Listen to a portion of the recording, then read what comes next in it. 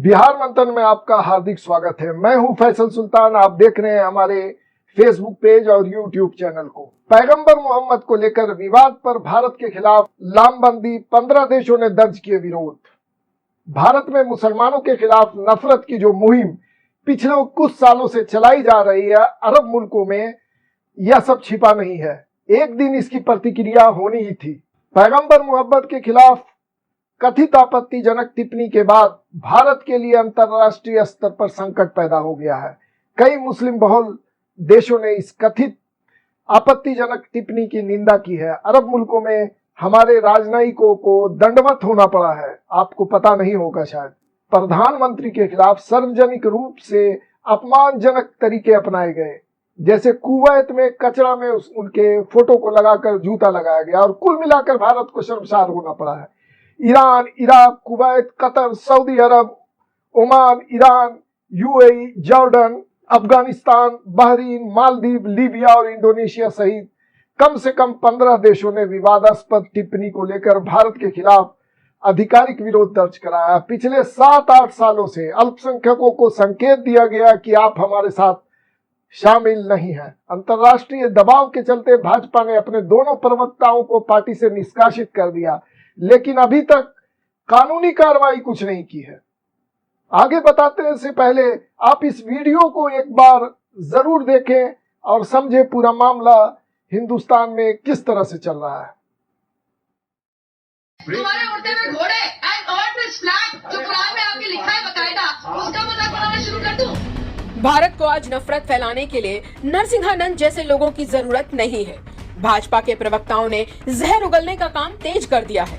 नतीजतन कई अरब देशों ने पैगंबर मोहम्मद का अपमान करने के लिए भारत से माफी की मांग की है।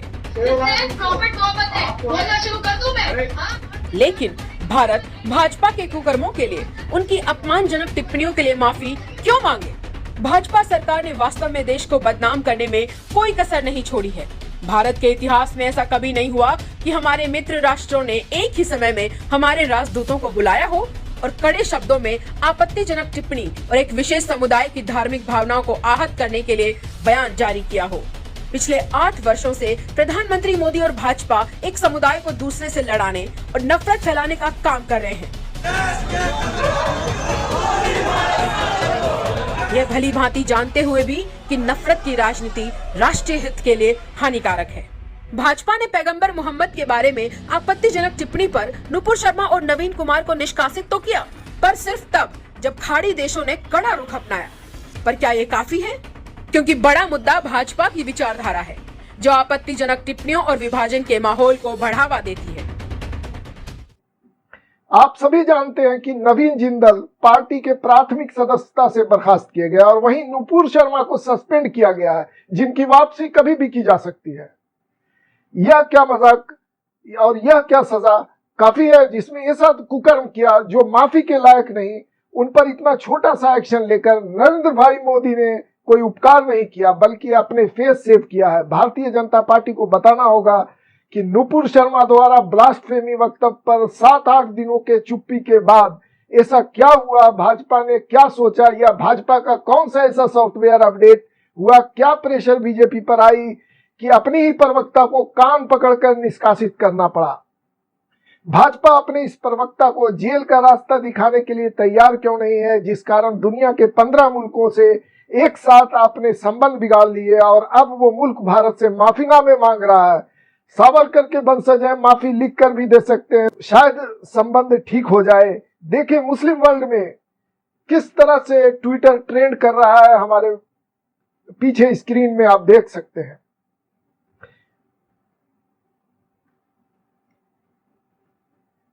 पिछले 8 साल से भाजपा द्वारा फैलाई जा रही नफरत भारत की छवि को अंतर्राष्ट्रीय स्तर पर कलंकित कर रहा है। नफरत जीवी भाजपा देश की छवि को किस तरह से कलंकित कर रहा है, जिसका मैं शब्दों में बयान नहीं कर सकता हूं यहाँ पर। बहरहाल आते हैं अपने मेन मुद्दे पर। पैगंबर मोहम्मद का अपमान करने का आरोप लगाने के बाद अरब के दुकानदारों ने भारतीय उत्पादों को अपने दुकान से हटा दिया। आप इस वीडियो को भी जरूर देखें और समझें अरब वर्ल्ड क्या चाहती है। قطع المنتجات الهندية بسبب رسالة الرسول واحنا كشعب كويتي ومسلم لنرضى رسالة الرسول صلى الله عليه وسلم.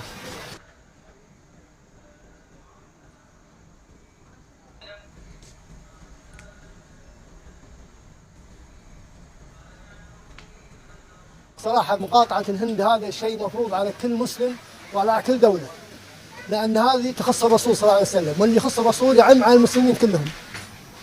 فيجب على كل الدول الإسلامية وعلى كل الأفراد أن يقاطعون جميع البضائع الهندية وتكون ردة فعل يأخذ بها بالاعتبار يعني. सरकार इतना बता दे, जब इतने जगह से नुपुर शर्मा के खिलाफ एफआईआर हो रही है तो आप उसकी गिरफ्तारी क्यों नहीं कर रहे हैं? लेकिन लाख टके का सवाल यह है कि क्या इसके बाद मुहिम बंद हो जाएगी? अरब देशों में बवाल के बाद क्या बीजेपी लेगी कोई सबक? इसी बीच खबर फिलिस्तीन से है, जहां गाजा पट्टी की सत्ता पर काबिज संस्था हमास ने भी इस हरकत का विरोध किया है। हमास की तरफ से जारी बयान से हमास ने मुस्लिम मुल्कों से अपील की है कि वो तत्काल भारत से अपने रिश्ते खत्म करे और भारतीय सामानों का बहिष्कार करे। हमास ने कहा है कि भारत से अल्पसंख्यक मुसलमानों के खिलाफ कानून बनाए जा रहे हैं, स्कूलों और कॉलेज में हिजाब पहनने पर पाबंदी है और मुस्लिमों के घरों और मस्जिदों को निशाना बनाया जा रहा है। उन्हें बर्दाश्त नहीं किया जा सकता। अरब देश में जो भी लाखों भारतीय मजदूर है, अगर उसके खिलाफ नफरत का माहौल बन जाए या उनके खिलाफ हिंसा होती है तो इसका जिम्मेदार कौन होगा? ये बीजेपी के चिंटू होंगे क्या? यहाँ 80 लाख से ज्यादा लोग मिडिल ईस्ट में रहते हैं, इस देश के लोग हैं, और उनके साथ कुछ भी गलत होगा तो इसकी जिम्मेदार कौन होगी? इस भारत सरकार को यह तय करना चाहिए कि ऐसे बयान देने वालों के खिलाफ बड़ी कार्रवाई की जा सकती है। ऐसा कंडक्ट बनना चाहिए जिससे हेट स्पीच देने वालों पर पूरी तरह रोक लगे। हेट स्पीच कौन देता है, उससे भारत के बाहर देश की किस तरह की छवि बनती है, उनके बारे में हेट स्पीच देने वालों को कतई अंदाजा नहीं है। उन्हें अपने रोजगार, नौकरी, मजदूरी प्रभावित होने की आशंका रहती है। उन्हें घबराहट होती है कि कहीं ऐसा ना हो कि उनकी नौकरी चली जाए, उनका बिजनेस प्रभावित हो जाए, मजदूरी छूट जाए। उन पीड़ा को हेट स्पीच देने वाले महसूस नहीं कर सकते। हेट स्पीच देने वाले किसी भी धर्म और समुदाय के हो सकते हैं, लेकिन उन पर पूरी तरह अंकुश लगाना चाहिए। एक तरफा अंकुश कतई बर्दाश्त नहीं। और चलते चलते इतना कुछ होने के बाद भी इस नफरती चिंटू ने किस तरह से भारत के छवि को खराब करने का बीड़ा उठाया है, इस वीडियो में आप देख सकते हैं और समझें कि हम कहां जा रहे हैं। अभी तक के लिए बस इतना ही, फिर मिलते हैं अगले रिपोर्ट में। नमस्कार, आदाब, बहुत बहुत धन्यवाद। भारतीय जनता पार्टी ने अपनी प्रवक्ता नुपुर शर्मा और दूसरे प्रवक्ता नवीन जिंदल को अपने पार्टी से निकाल दिया है। ये घटना बहुत ही दुखद है। उससे भी ज्यादा आने वाले कल की आहट देने वाली खतरनाक है।